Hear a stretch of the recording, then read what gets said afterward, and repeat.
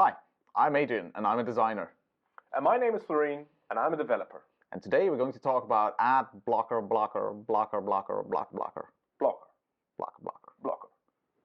Blocker. Blocker.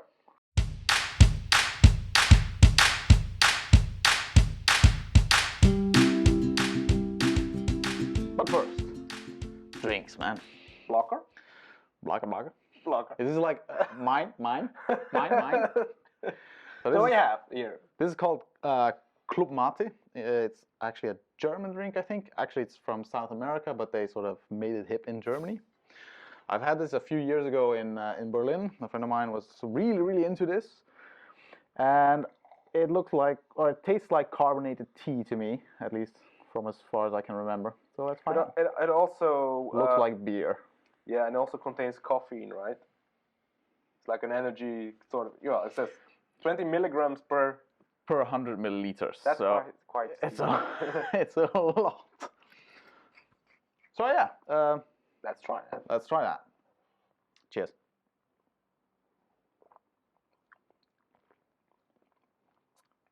Yeah, carbonated tea, basically. Yeah. Not a fan, but okay. So we were joking about Adblocker blockers. Yeah. That's actually a reference to a movie. A really old and really bad movie called The Big Hit. The Big Hit. Yeah, it's a Mark Wahlberg joint, I think, from the late 90s. Yeah. So where they have it's about a phone call, like they trace phone calls, and then they have a trace buster, so they bust the trace, and then the other ones have the trace buster, and then so on and so forth. So it's trace buster. So it's like a race against who can, but it's also actually the case with ad blockers. I mean, well, let's back up a bit about ad blocking, because ad blocking has been around for a pretty long time, especially on desktop. But I think it was more of a thing that nerds. I wasn't going to call them nerds. I was going to call them power users, but same difference. I count myself to that category, by the way. Okay, you are a bit of a nerd, though. It's fair to say. So yeah, but it was like a power user thing to use an ad blocker, and well, with the iOS 9, that power suddenly came to everyone. Yeah.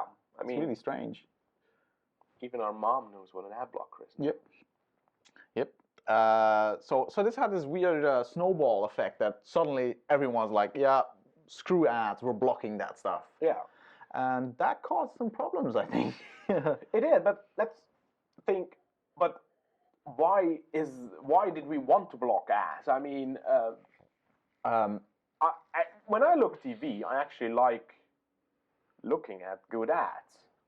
Yeah, the problem with that is that there are very few good ads. Out of like 100 ads, maybe one is good. True. And even after you've seen that good one 5 times, you'll be like, come on. And the thing is that there are no good banner ads. I used to work in advertising, and I've honestly never seen a great banner ad. They don't exist. They are all intrusive and kind of annoying. Shit. And annoying, yeah. And I think that's a large part of why people actually block them. It's not so much that they're worried about the tracking stuff, or because with ad blocking also came tracker blocking, but they're mostly annoyed with the stuff that they are pelted with on the internet. They go to a site and they get pop-ups and stuff making sound and movement, and it's really annoying. It's distracting, yeah. So you talk about you've never seen a good banner ad. Google. That's my personal opinion. Yeah, but Google always had like the how's it called? AdSense, I think, but it was like just text. So the AdWords thing. The AdWords, yeah. Is that a bad thing, or? I think that was like one of the least obtrusive and probably best targeted ads. I think, which made them less annoying, and they also, because they were text based, they were not like pop-uppy and making noise, loud and stuff. Yeah. Okay. So I think that helped. Well, there's another thing, right? Because ads can be annoying. Ads will screw with your site because you just wanted to look a bit of content, and you get this freaking pop-up. Yeah, that's and really you annoying. click it and then you click on the wrong button, and then it opens another problem. Okay. Well, on mobile, that's actually a case where you have problems closing dialogues. I've actually seen pop-ups that work well. They work well, as well as a pop-up can work on a desktop side. But once you get them on mobile, you can't find the close button because they've screwed something up, and then you're just stuck with like you can on iOS you can actually scroll under the modal dialogue. So Yeah, so you're that's really pretty much bad. screwed. Yeah. But that's just one part of the problem. The other problem is that ads, they track you. Some of them do, yeah. I think most of Well, them. the ad network technically tracks you. The ad itself, not No, so okay, much, I think. yes. But the thing that annoys me about that is, I mean, I just bought the toaster. Why do we need to send me ads for toasters? From the shop I just bought the toaster from. You might want a second one. Or they have no faith in their product and think you're going to need a second one in Because it breaks. a few weeks. Yeah, a few weeks It goes time. to break down. Yeah, but speaking of breaking things, I mean, ad blockers, I like them. Despite because what anyone... I get a pain-free browser experience. Exactly. They do tend to break sites. Like I use the refresh, like the hard refresh on Safari a lot on iOS, simply because some sites they don't work as soon as you go there. Even if they don't have ads, or just are they? They usually have ads, yeah. Yeah, but are they forcing you to look at the ads, or are they just badly programmed? I think they're mostly badly programmed, so you basically end up with a blank page. Yeah. So. Yeah. But there are also sites that just say, okay, you're not looking. You have an ad blocker, and hence the ad blocker. Yeah, that's sort of the. Yeah, you have an ad blocker. Nice so we're segue. going to block you from looking at our site because you block our ads. Yeah. And I think that kind of delves into another subject, and we want to talk about. Is ad blocking unethical? Or is that, from a moral point of view, should we not block ads? Well, actually, this discussion has been, well, it's kind of died down in recent months, but when ad blocking first became possible on iOS, there was actually someone who launched an app for an ad blocking, ad blocking app. Oh my God, I can't get that out of my mouth. It was Purify, right? I think so. I don't know. Remember what it's called. Either way, this person made a great ad blocker and then kind of changed his mind, and he was like, it's unethical to use this product, therefore I'm pulling it, even though it was like #1 seller on the App Store. Not that that should be any reference for ethics in any way. But it was unusual, and from that an entire separate debate started on social media whether or not ad blocking is actually unethical, whether you as a consumer of content can actually do that, whether that is a good way to go about with other people's content. Okay, because why would that be? Can you elaborate on that? Yeah, sure. There's I think most of the ethical component comes from how is content paid for. Most news sites, most content generating sites, the large ones, are primarily ad supported, and when you block that, you're basically cutting down on their income stream. You cut in their income stream, but not only that, you are still using their content. You're still consuming what they are producing. You're just not paying them for it. So I think that's where a large part of this problem actually came from in. The ad blocker. No, that's just ad blocking in general, and then sites, because of these sites, they will want you to block access to their site if you're using an ad blocker, hence the ad blocker. I think Forbes actually does that, where they won't let you in. They're like, hey, you're using an ad blocker, please disable it, and then we'll give you an ad light experience, which in my experience has nothing to do with light at all. If you've seen their website. I don't know if it's Forbes. I'll actually put the actual link in the caption below. But yeah, it has to do with how many news networks are monetized. How do they make money? At some point in the past 10-15 years, we decided, well, content on the internet should be free. Yeah, needs to be free. Needs to be free. And so we basically forced the industry to go about finding other streams of revenue. They have to make money somehow because, those words aren't going to write themselves. No, of course, you have to pay someone to write them. Yeah, exactly. I kind of like this. So the subscription-based model that, or like the micropayment models that have been around, but they, in the larger part, they haven't took off. I mean, if you have quality content, that really works. Because one of the issues is that you can't properly share. No, you can't share content that you paid for, because that would sort of defeat the purpose of.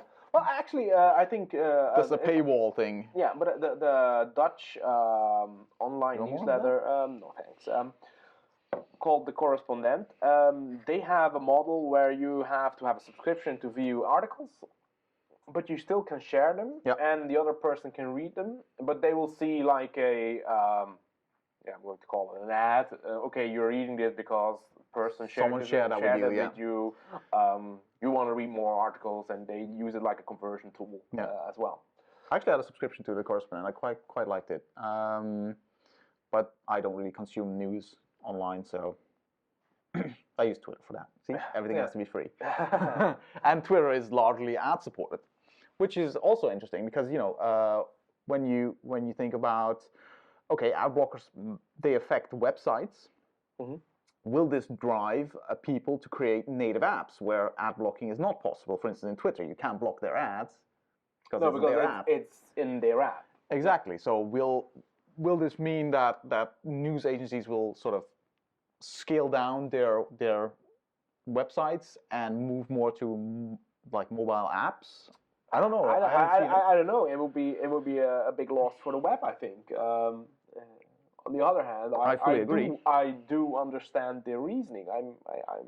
I'm absolutely against the appification, but from a purely business point of view, if you can't make any money of it, why are you going to do it? I mean, in the end, it's all about making money. Yeah, I mean, that's why they do anything. That's why we do anything. Even this video. Actually, we're not making it. I'm totally lying.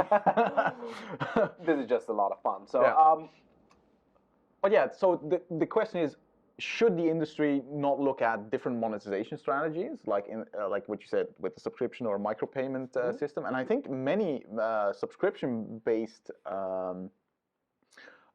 content creators have been quite successful. I think, for instance, I'm thinking about YouTube Red. I think I would pay for that. I would also pay for that. That's it's not available yet in the Netherlands, but it's basically you watch YouTube and you don't have any ads, but you pay. I think it's $7 or $10, something.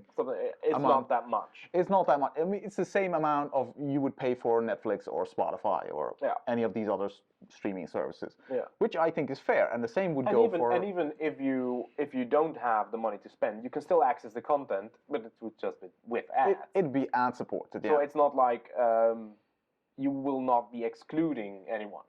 No.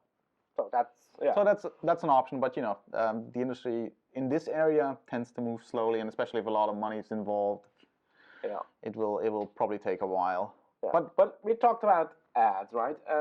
And we also a bit talked about the ad that tracks you based on your behavior, and I guess that's what I'm really worried about. Yeah, actually. part of ad blocking is also tracker blocking. I think tracker blocking is actually where the real money is being made. You mean tracking, not tracker block? No, sorry, trackers is where the real money is being made, compared to the what is it, 2 cents per click on an ad.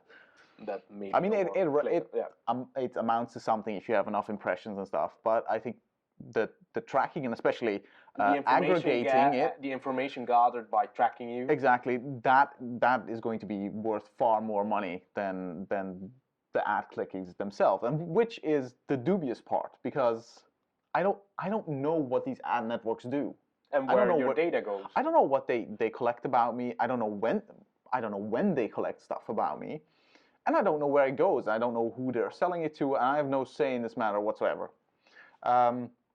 Which people will say, well, that's because you're consuming free content online, and that's just one of the trade-offs you have to make. But I do think there are also ethical ways to make ad networks. I think Jeffrey Zeldman runs the Deck, which is an ethical ad network. And if companies are upfront with what they're doing with my data, Where does that go? Who has access to it? How are they selling it? Blah blah. I would have fewer qualms about or not blocking them. Like right now, I'm using Adblock largely also because of the tracking issue. That's for me as well. Yeah. So because they're very dubious. Yeah, you don't know what happens and why something happens, and I think that's it's a bit of a shame. But okay, so we're talking about dubious ad networks. There are also dubious ad blockers. I mean, there are You mean Adblocker? Yeah, like Adblock Plus. I think. What? Yeah, I don't know if it's Adblock Plus or just Adblocker, but it's an extension for Firefox and Chrome and Safari that blocks ads for you. And they were very popular up until I think late last year. I don't know if they're still popular, by the way, but they were sold, and the previous maker of this extension would not tell anyone who he sold it to. Which of course is a problem because an ad blocker is basically a man in the middle if you want it to be. Yeah, and that's what they did. They did. also had in their end user license agreement, I think they said something like, okay, we're going to block ads except the ones that are good ads. Who decides what is a good ad? Yeah. I mean, and like I said, I have not seen a good banner ad in my life. What is a good ad? I mean, does it have to be entertainment, or what are the criteria for making it a good ad? I'm not following that one. So that's. I mean, I use a few different ones actually. So I use those three, for instance. That's mostly tracker blocking, right? That's mostly tracker blocking, and I use uBlock. Okay. It's a different one. I actually used Adblocker before, and I stopped using it once they wouldn't tell me who they sold it to. And there is in all these ad blockers, there is a tendency to go, well, we can make more money if we whitelist some stuff.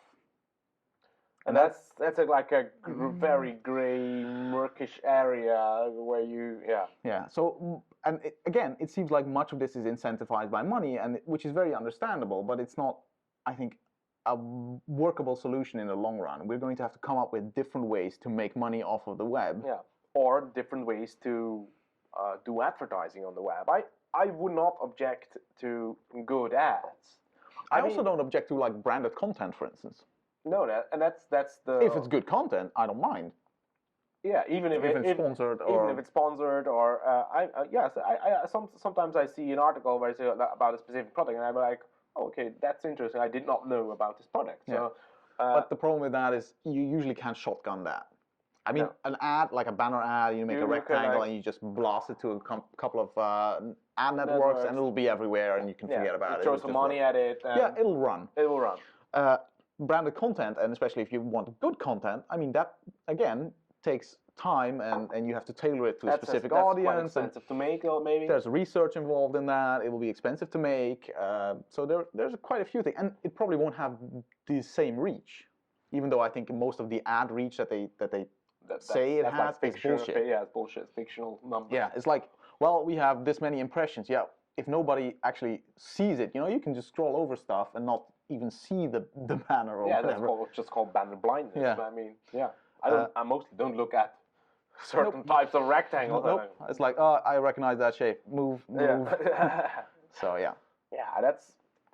I mean, but I think good ads are possible. Not only as branded content, because quite frankly, I don't mind the YouTube apps, for instance, as much. Of course, they're annoying because I just wanted to watch a video, but they're mostly short enough. They will only appear once every. And they give you the option to skip. They're like, okay, we want to show you a couple of seconds of this. That's okay. This is a trade we're making. We're giving you free content that we didn't make, but whatever. But we are providing the infrastructure and stuff. And in trade for that, you have to watch 5 seconds of this ad. And afterwards, if you skip it, that's fine. That's cool. Yeah. And I think that's fair. I don't mind advertising, period, because I used to work in advertising. I think advertising can be great. And advertising is a moneymaker for. I mean, it is. There is no such thing as free content. There is no such thing as a free lunch. Nope. There just isn't. No. And we're going to have to come to terms with that as users. On the other hand, we are also going to have to find out better ways that are not, you know, morally objectionable. I think that's a big thing, and I think it would be a great thing that we have no ad blockers anymore. Tracker blocking are not Because you don't need them. Because we don't need them. We're all just happy friends. Yeah. Stuff. Well, that would be nice. I think it would be good if we could, you know, make an even trade. And now we are trading with a person or a company we don't know. And we actually have no say in this. We have no say whatsoever. Because they're not going to ask us what they want. No, and again, like I said, you don't know when they're tracking you, so that's basically the issue. Yeah. I mean, we could, you know, go on for this for hours, so let's wrap it up. So thanks for liking, commenting, and subscribing, and we'd like to thank our sponsors, DigiPaint and Asphalt Photo, for making this possible, and we'll see you in the next one.